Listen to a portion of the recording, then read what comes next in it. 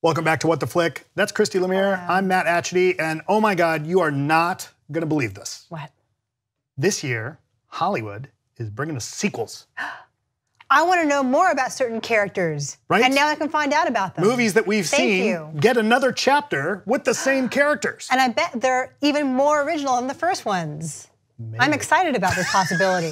This will be really good. Now, look. We're cynical. We've been doing this for too long and we're cynical. Yeah, but there's some that we're kind of excited about, right? You are. I am. I'm not a big fan of sequels in general, but you are welcome to sing the praises of whatever you're pumped about. Well, and I'll chime in. Okay, so Amir asked us to list some sequels we were excited about. Yeah. I was somewhat surprised. I'll go with this one first. Yeah. In June, we are getting a sequel to Sicario. Yeah. And I was a little surprised about that. I love the first one. Great movie. Denis Villeneuve. Denis Villeneuve. Right. He's French Canadian. Right.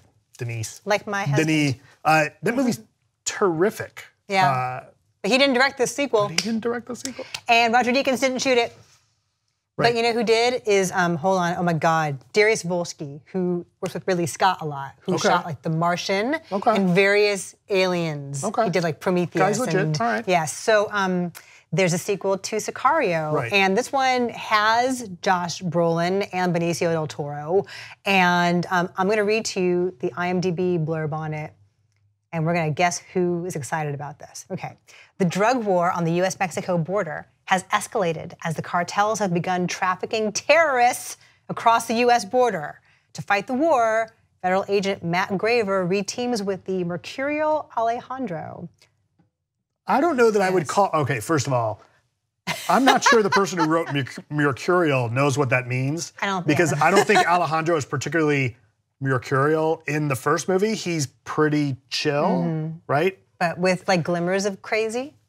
I think he's just lethal. He looks crazier in the second one. Anyway, this is why we need a wall, apparently. No, I mean, the first movie, he's just this like quiet, scary, laconic killer. Laconic. That's a good the word. Better word. Drink. And then at the last minute, you see him, he's capable of great violence, but like he never seems to lose his cool.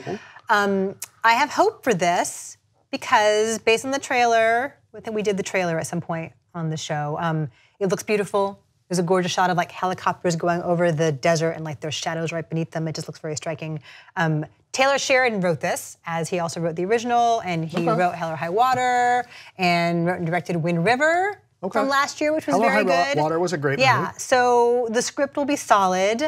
And I don't know that necessarily needed a second Sicario movie after the first one ended, but this one actually might be worthwhile. More about the actual Sicario than the first one was? Actual story and not just cashing in again. That's my guess. Another one that I'm particularly excited about, Deadpool 2, opens next month.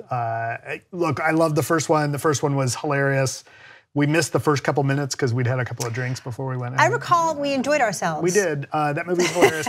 I'm looking forward to this one. I think it's going to be fun. I know that there was some change with the writer. Miller was off the project because he and Reynolds were disagreeing about things. But look, if this one is 2/3 as funny as the first one, I'll be happy. I mean, I hope it's good. I'm really hopeful for this one. This is one where it probably will be more of same, as opposed to Sicario, where there might be some actual originality. This could just be more of same, and that'd be fine. Right.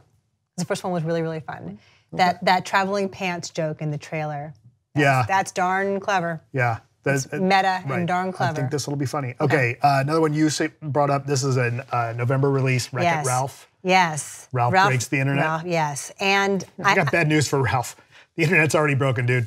Sorry. Kim Kardashian's butt. That was the first thing that broke the internet, was Kim Kardashian's butt. Full disclosure, the director and writer of it's a really good friend of mine. His name is Phil Johnston. We have been friends for a long, long time. Oh, he should do the Wine the Flick with you. He should. He did a movie with friends with me. Yeah, he did a movie with friends with me once. We went and saw, what's the Johnny Knoxville thing where he's a grandpa? Bad Grandpa. Bad Grandpa. We saw that one together, but we've been friends since Brooklyn like 15 years ago. But so full disclosure, I probably will not be able to review this. But this one looks fun, and you're all gonna say that I'm a hypocrite. I know you are, because what the second Wreck-It Ralph is about is kind of like Ready Player One. Right, but I think it'll be better. I think it'll be better because so the whole point is that they get Wi-Fi at the arcade, right? And so the arcade gets exposed to the outside world, like IMDb and eBay, and so it looks kind of on its face like there's a thing and there's a thing and there's a thing. But from what I have seen in the trailer, there appears to be actual context and actual substance behind the pop culture references. Between Pixar and what the influence that has brought to the rest of Disney animation, I'll give them the benefit of the doubt. Yeah. Absolutely. Absolutely. Yeah. That comes out in November. That comes out in November. Same great voice cast as John C. Reilly and Sarah Silverman and Jane Lynch, but then they have, other Disney characters dropping in, like you've got Elsa. Oh, interesting. Yeah, they cross-pollinate with various other Disney characters, so. Okay. It could be really fun. I mean, the first Wreck-It Ralph was like a blast and then surprisingly emotional at the end. Right. So there's some heart to it, so I think it will be good. Another one on my list, well, we talked about Incredibles 2 earlier in the show, which I think I'm very excited about. Yes. So I'm going to go with a July release. This is the 4th of July weekend release from Marvel, Ant-Man and the Wasp. Okay, I don't know who the Wasp is. Can you tell me about the Wasp? Yes, so the Wasp is, in this particular case, it's Hank Pym's daughter, who basically has the same powers as Ant-Man, except she also has wings. And has she has like plasma blasts, like a zap, like her Sting, right? She can like shoot, she can zap people. So she's got the upgraded, better suit. He can't zap anybody. Right. He's just fast, little and fast and strong. Yeah. But so she can zap. Right, so she can fly. She doesn't need to ride an ant, and she can like shoot thing, like similar to what the other suit had in the first movie. Who plays her? Evangeline Lilly. Okay. Remember, because she's in the first movie, right? She's Michael Douglas's daughter. Right. So she's a sidekick. Yeah, the first one was really fun. I liked that a lot. I was surprised by how much I liked it. Look, like the Marvel movies, they're still doing really well. This will be a lighter, breezier movie in the Marvel universe, I think, after the Avengers, which is shaping up to probably be pretty heavy, or at least pretty epic, right? The thing I liked about the first Ant-Man was the world was not at stake. It was just light and breezy and fun. So, all right, I'll be on board your Wasp movie. Okay, last one that you had on your list, Mary Poppins Returns. I'm surprised that I'm interested in this movie.